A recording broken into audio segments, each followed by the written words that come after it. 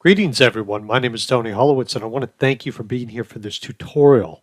In this tutorial, I want to show you how to make a number of contacts private very quickly.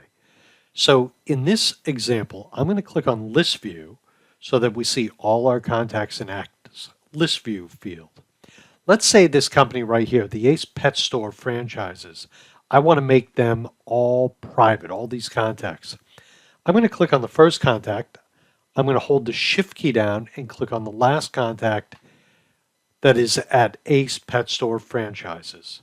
I'm next going to right click, and when I right click, I'm going to go down to where it says Edit Contact Access, and I'm going to click on Make Contacts Private.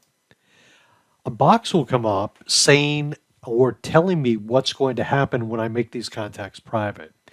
Now, I'm not going to go into it here. I just want to make you aware of the fact that sometimes you have to pick your spots when you're making contacts private.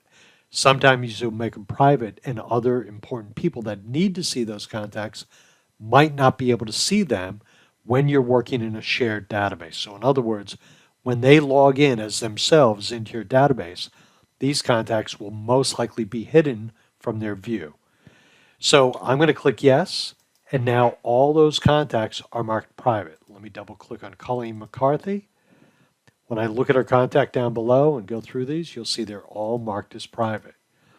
Again, if you cannot find a contact, it is a good idea to ask someone who is an administrator, look them up and see if they are marked as private.